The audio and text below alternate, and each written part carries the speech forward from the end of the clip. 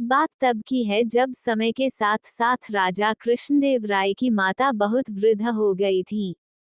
जैसे कि बुढ़ापा होता है, एक बार माताजी बहुत बीमार हो गई।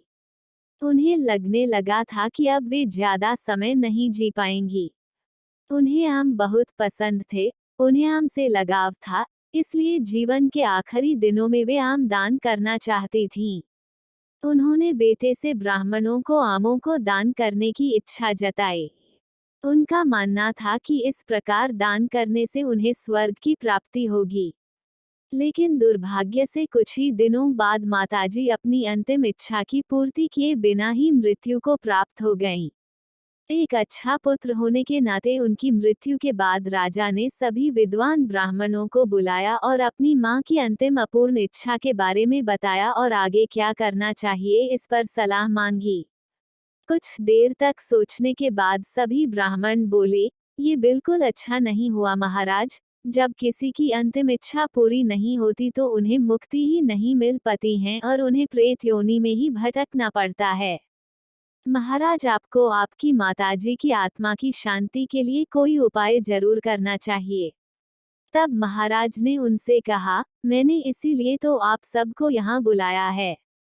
आप लोग इस विषय में ज्यादा जानते हैं, इसलिए आप ही बताएं मुझे क्या करना होगा। आपकी माताजी की आत्मा की शांति के लिए आपको उनकी पुण्यतिथि पर उनकी पसंदीदा वस्तु सोने से बनवाकर यानी कि सोने के आमों का दान करना पड़ेगा। ब्राह्मणों ने कहा।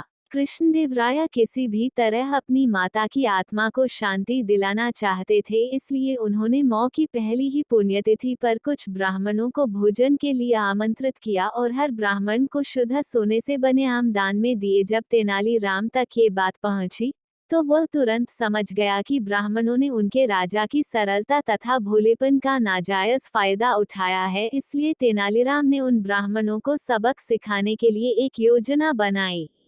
अगले दिन तेनालीराम ने ब्राह्मणों को निमंत्रण पत्र भेजा। उसमें लिखा था कि तेनालीराम भी अपनी माता की पुण्यतिथि पर दान करना चाहता है, क्योंकि उसकी माता भी अपनी एक अधूरी इच्छा छोड़कर मरी थी। जब से उसे पता चला है कि उसकी मां की अंतिम इच्छा पूरी न होने के कारण प्रेत बन भटक रही होंगी, वह बहुत ही दुखी है और चाहता है कि जल्दी से उसकी मां की आत्मा को शांति दिलाना चाहता है। ब्राह्मणों की आंखें चमक गई। उन्होंने सोचा कि तेनालीराम के घर से भी बहुत मूल्यवान दान मिल सकता है, क्योंकि वह शाही विदूषक जो है। सभी ब्राह्मण तय दिन तेनालीराम के घर पहुंच गए। ब्राह्मणों को स्वादिष्ट भोजन परोसा गया। भोजन करने के बाद सभी दान मिलने की प्रतीक्षा करने लगे। तभी उन्होंने देखा कि तेनालीराम लोहे के सलाखों को आग में गर्म कर रहा है। पूछने पर तेनालीराम बोला, मेरी मां फोड़ों के दर्द से परेशान थीं। मृत्यु के समय भी उन्हें बहुत तेज दर्द हो रहा था। इससे पहले कि मैं गर्म सलाखों से उनकी सिकाई करता, वह मर चुकी थी। अब उनकी आत्मा की शांति के लिए मुझे आपके साथ वैसा ही करना पड़ेगा, जैसी कि उनकी अंतिम इच्छा थी। ये सुनकर ब्राह्मण बौखला गए। वे वहां से तुरंत चले जाना चाहते थे। वे गुस्से में तेनालीराम से बोले कि हमें गर्म सलाखों से दागने पर तुम्हारी मौ की आत्मा को शांति कैसे मिलेगी। नहीं महाशय, मैं झूठ नहीं बोल रहा। यदि सोने के आम दान में देने से महाराज की मां की आत्मा को स्वर्ग में शांति मिल सकती है, तो मैं अपनी मौ की अंतिम इच्छा क्यों नहीं पूरी कर सकता। तेनालीराम ने ब्राह्मणों से कहा। ये सुनते ही सभी ब्राह्मण समझ गए कि तेनालीराम क्या कहना चाहता है। वह हाथ जोड़ते हुए बोले, तेनालीराम, हमें क्षमा करो। हम वे सोने के आम तुम्हें दे देते हैं। बस तुम हमें जाने दो। तेनालीराम ने सोने के आम लेकर ब्राह्मणों को जाने दिया, पर एक लालची ब्राह्मण ने सारी बात राजा को जाकर बता दी। ये सुनकर राजा तेनालीराम पर ही क्रोधित हो गए और उन्होंने तेनालीराम को बुलाया। राजा बोले, तेनालीराम, यदि तुम्हें सोने के आम चाहिए थे तो मुझसे मांग लेते। तुम इतने लालची कब से हो गए? बिना हमसे पूछे तुमने ब्राह्मणों से सोने के आम ले लिए।